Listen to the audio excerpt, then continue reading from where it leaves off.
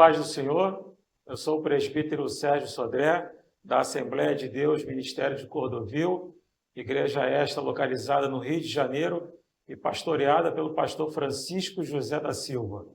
É uma alegria muito grande estar aqui mais nesse vídeo, nesse seminário de escatologia. Esse é o nosso vídeo de número 5. Se você perdeu algum vídeo anterior ou não viu nenhum, está chegando aqui agora, dá uma pausa, vai lá nos vídeos anteriores para você não perder a linha de raciocínio. No vídeo anterior, nós começamos a falar sobre a grande tribulação, mas eu não posso deixar de falar que esse seminário é oferecido pelo nosso curso, pelo nosso Instituto Bíblico Estrela de Davi, o Instituto Bíblico da Assembleia de Deus de Cordovil. Os telefones de contato estão aparecendo aí na tela. O nosso curso há anos oferece cursos de excelência para toda a comunidade cristã. No vídeo anterior, nós começamos a falar sobre a tribulação. Nós vimos que a grande tribulação será dividida em 2 períodos de 3 anos e meio. No vídeo anterior, nós falamos sobre a primeira metade e nós vamos começar a falar hoje da segunda metade, que é denominada a grande tribulação propriamente dita. Nós vimos que a grande tribulação acontecerá em um período de 7 anos, sendo que os piores serão os últimos 3 anos e meio, conforme afirma a Sagrada Escritura. Como está lá em Apocalipse 13, versos 5 e 6, que diz: "E foi-lhe dada uma boca para proferir grandes coisas e blasfêmias, e deu-se-lhe poder para continuar por 42 meses. E abriu a boca em blasfêmias contra Deus, para blasfemar do seu nome, e do seu tabernáculo, e dos que habitam no céu." Então, 42 meses, 3 anos e meio. Daniel 7, 25. "E proferirá palavras contra o Altíssimo, e destruirá os santos do Altíssimo, e cuidará em mudar os tempos e a lei. E lhe serão entregues nas suas mãos por um tempo, e tempos, e metade de um tempo." Então, um tempo, 1 ano, tempos, mais 2 anos, e metade de um tempo, mais 6 meses. Será um tempo de tanto sofrimento que, se durasse mais alguma coisa, se fosse prolongado, ninguém escaparia com vida. Como está lá em Mateus, no capítulo 24, versos 21 e 22. "Porque haverá, então, grande aflição, como nunca houve desde o princípio do mundo até agora, nem tampouco haverá jamais. E se aqueles dias não fossem abreviados, nenhuma carne se salvaria, mas por causa dos escolhidos serão abreviados aqueles dias." Então, nós vemos que se durasse mais, passasse de 3 anos e meio, ninguém iria sobreviver.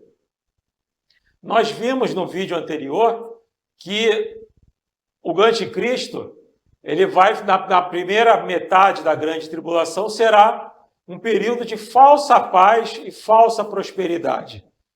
O que vai acontecer? Ele vai se apresentar como o solucionador de todos os problemas do mundo.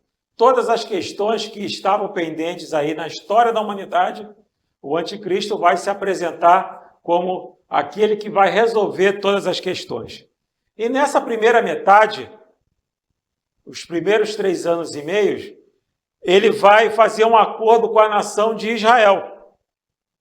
O templo será reconstruído, mas ao final da primeira metade, ao final dos 3 anos e meio, o próprio anticristo vai quebrar esse acordo e vai exigir adoração. Os judeus estarão adorando a Deus no templo, mas o anticristo vai exigir ser adorado dentro do templo dos judeus, o que vai prontamente ser recusado pelos judeus.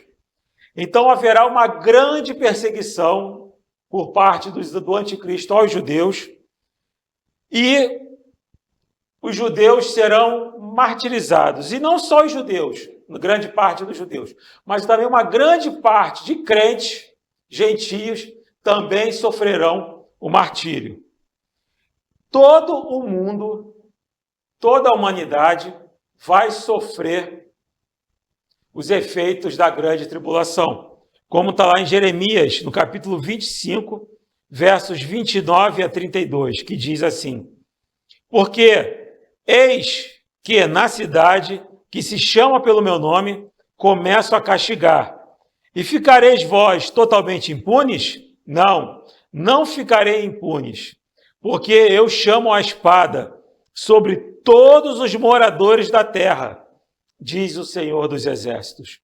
Tu, pois, lhes profetizarás todas essas palavras, e lhes dirás: o Senhor, desde o alto, bramirá e fará ouvir a sua voz, desde a morada da sua santidade.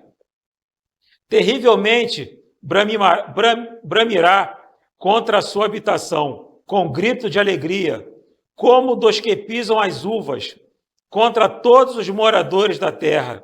Chegará o estrondo até a extremidade da terra, porque o Senhor tem contenda com as nações. Entrará em juízo com toda a carne. Os ímpios entregará a espada, diz o Senhor. Assim diz o Senhor dos Exércitos. Eis que o mal sairá de nação para nação, e grande tormenta se levantará dos confins da terra. Então vemos que a grande tribulação será o juízo de Deus derramado sobre todas as nações. A descrição mais detalhada que temos da grande tribulação se encontra em Apocalipse, dos capítulos 6 ao 18. Os capítulos 6 ao 9 narram a primeira parte, chamada de tribulação, os primeiros 3 anos e meio. Os capítulos 10 a 18 narram a segunda metade, denominada a grande tribulação. É nesse período que as piores pragas, sob as taças de juízo, serão derramadas na terra, como está escrito nos capítulos 15 e 16 de Apocalipse. Nesse tempo, as forças da natureza que operam no céu entrarão em convulsão, como está lá em Mateus, no capítulo 24, verso 29. E logo depois da aflição daqueles dias, o sol se escurecerá, e a lua não dará a sua luz, e as estrelas cairão do céu, e as potências dos céus serão abaladas. Nós vemos aqui uma convulsão cósmica de todo o universo devido à grande tribulação.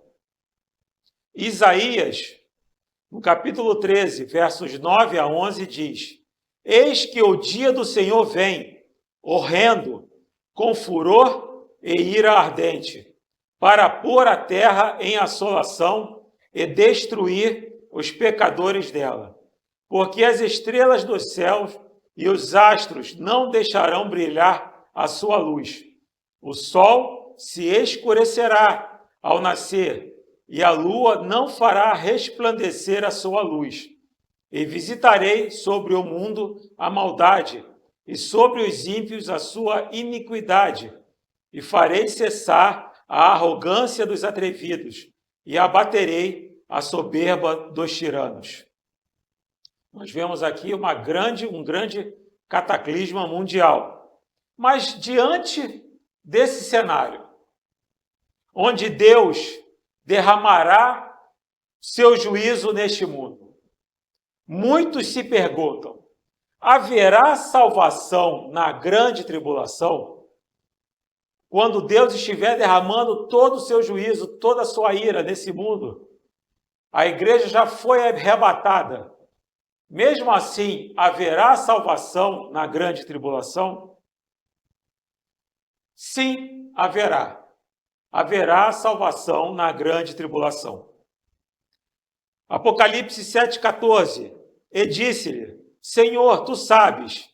E ele disse-me: estes são os que vieram de grande tribulação, lavaram as suas vestes e as branquearam no sangue do Cordeiro. Apocalipse 6, 9 a 11. E havendo aberto o quinto selo, vi debaixo do altar as almas dos que foram mortos por amor da palavra de Deus e por amor do testemunho que deram. E clamavam com grande voz, dizendo: Até quando, ó verdadeiro e santo dominador, não julgas e vingas o sangue dos que habitam sobre a terra? E a cada um foi dada uma comprida veste branca, e foi-lhe dito que repousasse ainda um pouco de tempo, até que também se completasse o número de conservos e os seus irmãos que haviam de ser mortos, como eles foram. Muitos se perguntam: como haverá salvação se a dispensação da graça vai ter terminado? A dispensação da graça termina com o arrebatamento da igreja. Como? Como que vai ter salvação? Podemos responder a esta pergunta com outra pergunta: como é que o povo se salvava antes da dispensação da graça? E como o Espírito Santo operava? Como é que era a salvação antes da dispensação da graça? Como que o Espírito Santo operava? A salvação se dava através da fé na promessa do Redentor que havia de vir. Então, como que os crentes do Antigo Testamento foram salvos? Na esperança do Redentor que havia de vir. Isso também era salvação pela graça. A graça de Deus sempre operou. Deus sempre manifestou a sua graça ao homem. Eles, lá no Antigo Testamento, também tinham um evangelho, como está escrito lá em Gálatas 3:8. Ora, tendo a Escritura previsto que Deus havia de justificar pela fé os gentios, anunciou primeiro o evangelho a Abraão, dizendo: todas as nações serão benditas em ti. Então, Paulo fala em Gálatas que Deus anunciou o evangelho a Abraão. Então, o evangelho já era anunciado, Deus já manifestava a sua graça lá no Antigo Testamento.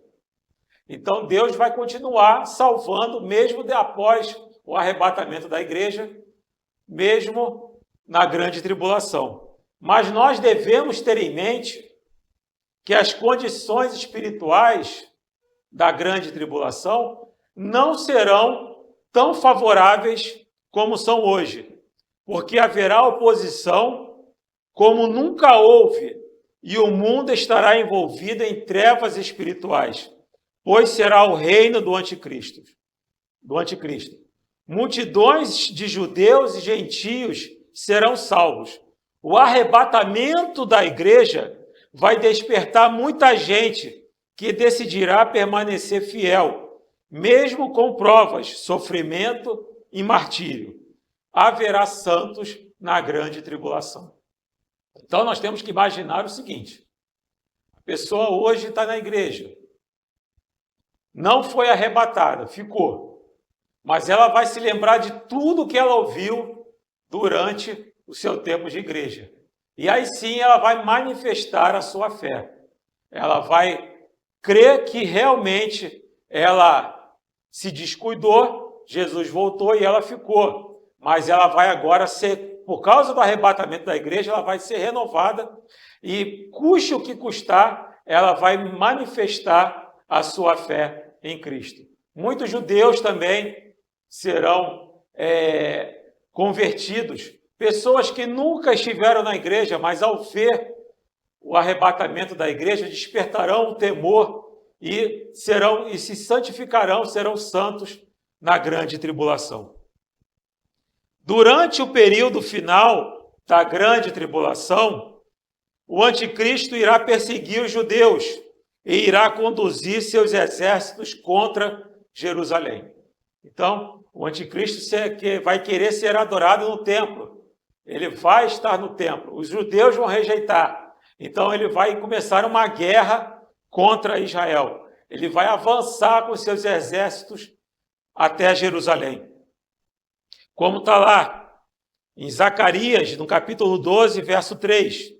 E acontecerá naquele dia que farei de Jerusalém uma pedra pesada para todos os povos.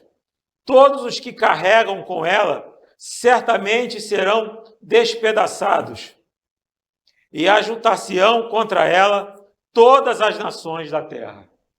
No mesmo livro do profeta Zacarias, no capítulo 14, verso 2, diz: porque eu ajuntarei todas as nações para a peleja contra Jerusalém, e a cidade será tomada, e as casas serão saqueadas, e as mulheres forçadas, e metade da cidade sairá para o cativeiro, mas o resto do povo não será expulso da cidade. Então nós vemos aqui todas as nações se juntando para guerrear contra Israel, contra Jerusalém. As nações comandadas pelo anticristo estarão se juntando contra Israel. Nessa ocasião, parte de Israel irá se refugiar nos montes e abrigos naturais de Edom, Moabe e Amon, território hoje que se constitui o centro-sul da Jordânia. Então nós vemos que quando o anticristo estiver vindo com os seus exércitos, uma grande parte dos judeus vai se refugiar ali onde hoje é o centro-sul da Jordânia. Como está lá em Isaías, no capítulo 16, versos 1 a 5. Enviai o cordeiro ao dominador da terra, desde Selá, no deserto, até ao monte da filha de Sião. De outro modo, sucederá que as filhas, que serão as filhas de Moabe, junto aos vales de Arnon, como o pássaro vagueante, lançado fora do ninho. Toma conselho, executa o juízo, e põe a tua sombra no pino do meio-dia, como à noite. Esconde os desterrados, e não descubras os vagueantes. Habitem entre ti os meus desterrados. Ó Moabe, serve-lhes de refúgio perante a face do destruidor. Porque o homem violento terá fim, a destruição é desfeita, e os opressores serão consumidos sobre a terra. Porque um trono se firmará em benignidade, e sobre ele, no tabernáculo de Davi, se assentará em verdade um que julgue e busque o juízo, e se apresse a fazer justiça. Então nós vemos que uma parte do povo vai fugir, mas uma grande parte vai permanecer em Jerusalém. E quando Jerusalém estiver totalmente cercada pelos exércitos das nações e não houver mais esperança de salvação, como que um pequeno país como Israel vai guerrear contra todos os exércitos de todas as nações? Não tem como. Eles vão perder completamente a esperança da salvação. Então, nesse momento, os judeus clamarão angustiados por Deus. Como está lá no livro do profeta Isaías, no capítulo 64, versos 8 a 12, que diz: mas agora, ó Senhor, Tu és o nosso Pai, nós o barro, e Tu o nosso oleiro, e todos nós obra das Tuas mãos. Não te enfureças tanto, ó Senhor, nem perpetuamente te lembres da iniquidade. Eis, olha, nós te pedimos, nós somos o Teu povo, as Tuas santas cidades estão feitas um deserto. Sião será feita um deserto, Jerusalém está assolada. A nossa santa e gloriosa casa, em que te louvavam nossos pais, foi queimada, e todas as nossas coisas mais aprazíveis se tornaram em assolação. Conter-te-ias tu ainda sobre estas calamidades, ó Senhor? Ficarias calado e nos afligirias tanto? Então, Israel clama ao Senhor, busca ao Senhor diante daquela adversidade. Será nessa situação crítica em que o Messias guerreiro que Israel aguarda há milênios virá em seu socorro. Israel aguarda um Messias guerreiro, o Messias sofredor, o Messias pacífico que veio há 2000 anos atrás, Esse não atendeu, foi rejeitado por Israel. Jesus veio para o que eram os seus e os seus o rejeitaram. Eles esperavam não o Messias sofredor, o Messias que levasse na cruz o pecado da humanidade, mas eles queriam um Messias guerreiro, um Messias libertador. E esse Messias aparecerá quando Israel estiver totalmente cercado pelo exército do anticristo. O Messias guerreiro que Israel tanto almeja, tanto espera, aparecerá. O Messias que é aguardado por Israel há milênios aparecerá. Ele virá ao seu socorro. Sim, o Senhor Jesus descerá sobre o Monte das Oliveiras em Jerusalém. Como está lá em Isaías, no capítulo 52, verso 8. Eis a voz dos teus atalaias, eles alçam a voz juntamente, exultam, porque olho a olho verão quando o Senhor voltar a Sião. Mateus 24, 30. Então aparecerá no céu o sinal do Filho do Homem, e todas as tribos da terra se lamentarão, e verão o Filho do Homem vindo sobre as nuvens do céu, com poder e grande glória. Então nós vemos que todo olho, toda a humanidade vai ver o retorno de Jesus. Primeiramente, Jesus, antes da grande tribulação, voltará para arrebatar a sua igreja, de modo invisível. O mundo não vai ver, mas agora, para salvar Israel, todo olho verá. E hoje é fácil nós imaginarmos todo olho vendo Jesus Cristo voltar. Todos os olhos voltados para Jerusalém. Com o advento da internet, dos meios sociais, das mídias sociais, fica fácil saber que todo mundo vai ver ao mesmo tempo o retorno glorioso de Jesus. Ao verem Jesus, o remanescente de Israel vai exclamar aliviado, vai ser um alívio. Eles estão cercados e vão ver o Messias retornando. O Messias vindo ao seu encontro para salvá-los. Era tudo aquilo que eles sempre esperaram. E isso vai acontecer da forma como eles estavam esperando. Então, Israel vai exclamar aliviado, sabendo que a salvação chegou. Como está lá em Mateus, no capítulo 23, versos 37 a 39. Jerusalém, Jerusalém, que matas os profetas e apedrejas os que te são enviados. Quantas vezes quis eu ajuntar os teus filhos, como a galinha ajunta os teus pintos debaixo das asas, e tu não quiseste. Eis que a vossa casa vos ficará deserta, porque eu vos digo que, desde agora, me não vereis mais, até que digais, bendito o que vem em nome do Senhor. Então, essa profecia de Jesus vai se cumprir nesse momento. Israel cercada, ao ver o Messias guerreiro, o Messias libertador chegando, todo Israel vai clamar, bendito é o que vem em nome do Senhor. Bendito é o que vem em nome do Senhor. Porque eles saberão que a salvação estará chegando. Eles estarão cercados, mas o Messias guerreiro que eles tanto aguardavam, que é Jesus Cristo, voltará, estará vindo para dar livramento para o seu povo, para o povo de Israel.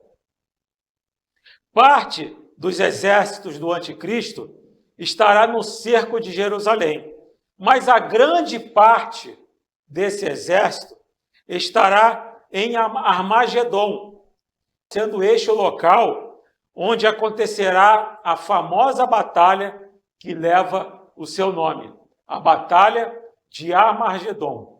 Mas este é o assunto para o próximo vídeo.